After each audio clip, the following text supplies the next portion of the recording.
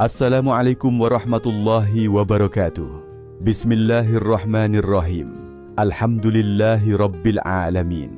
Wassalatu wassalamu ala asrafil anbiya wal mursalin wa ala alihi wa sahbihi ajmain. Segala puji bagi Allah yang Maha Pengasih dan Maha Penyayang, yang telah melimpahkan rahmat dan nikmat yang tak terhingga kepada kita semua. Salawat dan salam semoga tercurah kepada junjungan kita Nabi Muhammad Sallallahu Alaihi Wasallam serta kepada keluarga dan sahabat-sahabatnya.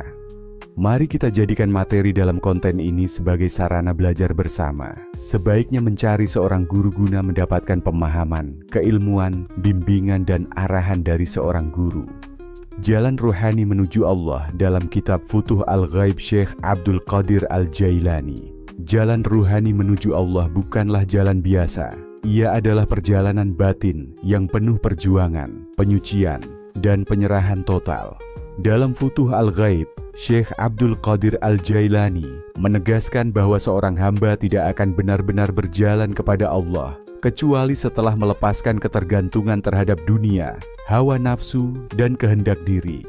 Jalan ini dimulai dengan mujahadah, melawan hawa nafsu, lalu dilanjutkan dengan tawakal yang penuh, hingga mencapai derajat ridha dan yakin, tempat di mana hati hanya terikat kepada Allah semata.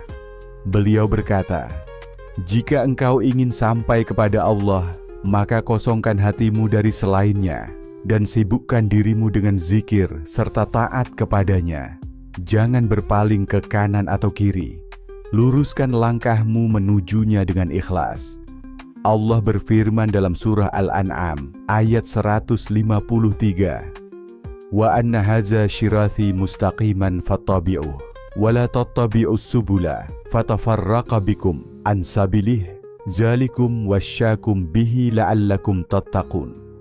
Dan bahwa sesungguhnya ini adalah jalanku yang lurus, maka ikutilah dia, dan janganlah kamu mengikuti jalan-jalan yang lain, karena jalan-jalan itu akan mencerai-beraikan kamu dari jalannya.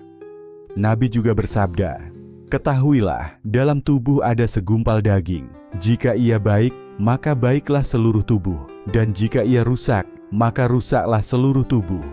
Ketahuilah, itu adalah hati." Hadis riwayat Bukhari dan Muslim. Maka siapa yang menempuh jalan ini dengan tulus, Allah akan membimbing hatinya menuju cahayanya. Dunia, realitas luar yang menutup cahaya dalam. Dalam pandangan Syekh Abdul Qadir Al-Jailani, dunia adalah tirai yang menghalangi hati untuk menyaksikan cahaya Allah. Dunia bukan hanya benda dan materi, tetapi mencakup segala hal yang memalingkan hati dari kehadiran ilahi. Entah itu cinta kekuasaan, sanjungan, harta, bahkan keluarga, jika ia menempati posisi pusat dalam hati.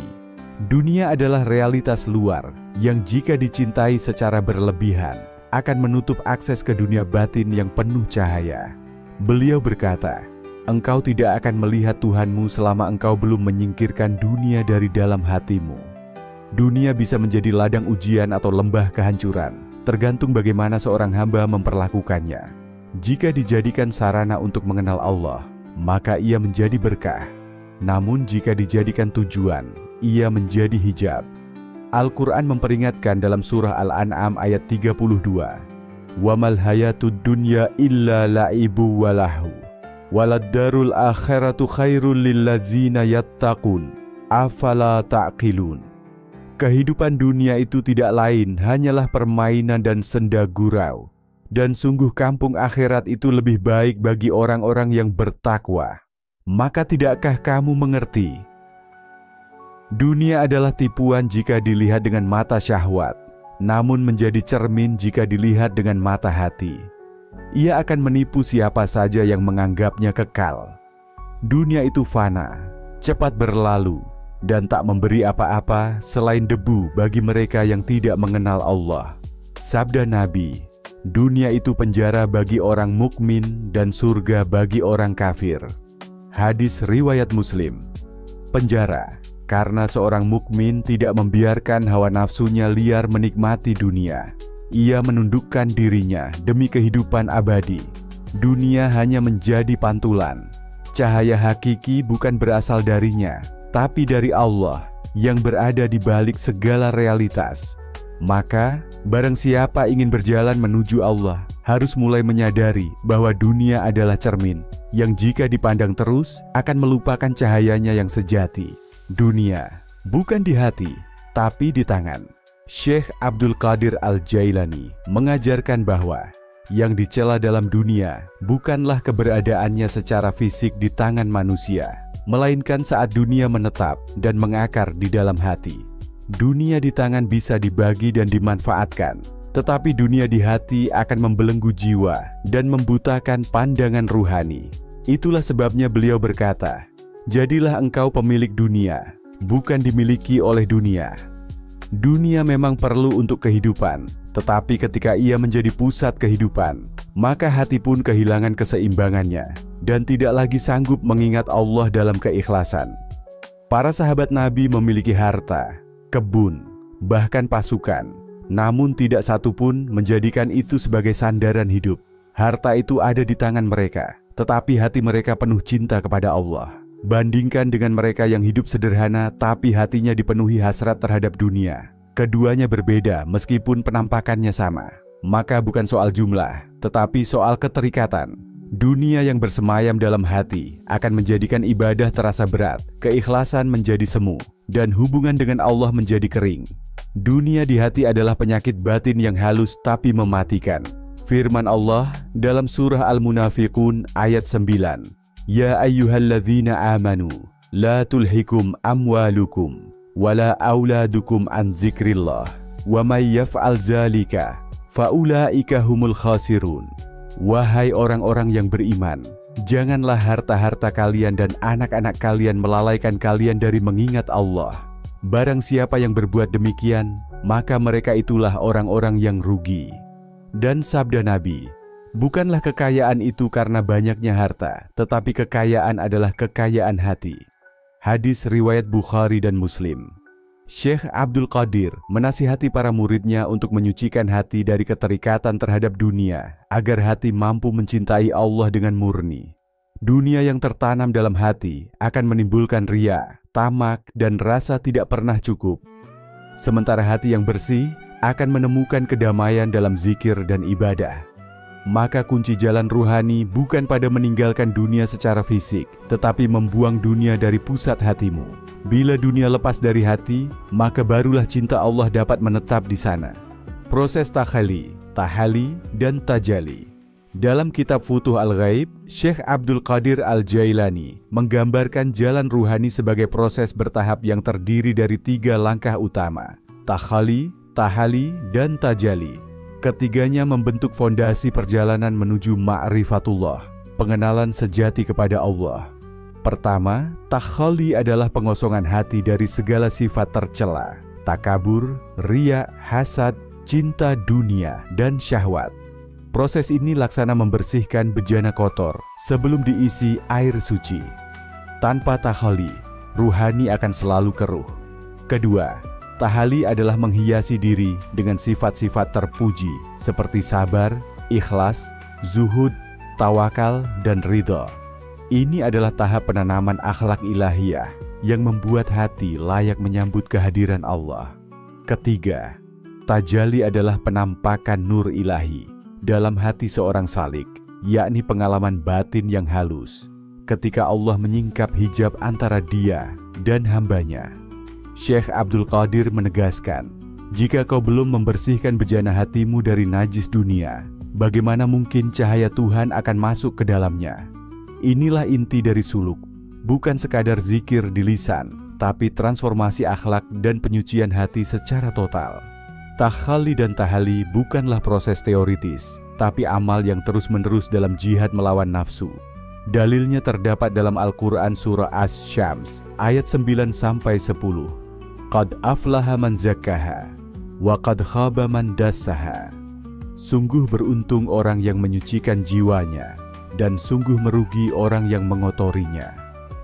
Dan hadis Nabi, sesungguhnya Allah tidak melihat kepada rupa dan harta kalian, tetapi Allah melihat kepada hati dan amal kalian.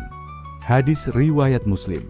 Tajalli bukan sesuatu yang dicapai dengan usaha sendiri, melainkan anugerah yang Allah limpahkan kepada hati yang bersih. Ia datang saat seseorang tidak lagi melihat dirinya, tidak lagi sibuk dengan dunia, dan hanya berharap kepada Allah semata. Cahaya ini bisa berupa kedekatan batin yang lembut, rasa takut yang manis, atau getaran cinta yang menenangkan. Maka suluk bukan hanya latihan spiritual, tetapi penempaan total, melebur dalam cinta ilahi, sampai yang tersisa hanyalah Dia. Itulah titik puncak perjalanan ruhani. Bahaya dunia dalam pakaian agama. Syekh Abdul Qadir Al-Jailani mengingatkan bahwa bahaya dunia yang paling licik adalah ketika ia bersembunyi di balik jubah agama.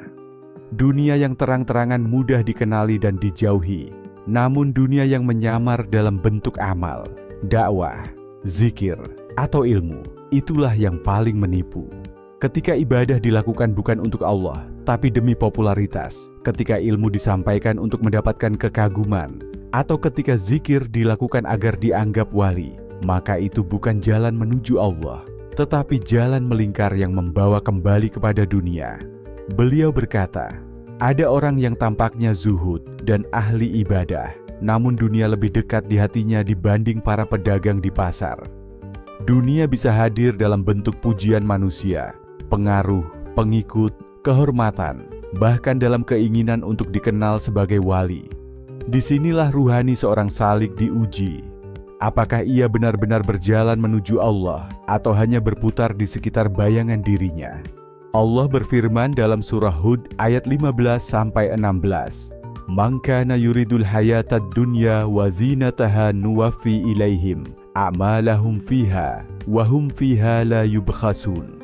Ulaikal ladzina laisa lahum fil akhirati illan naru."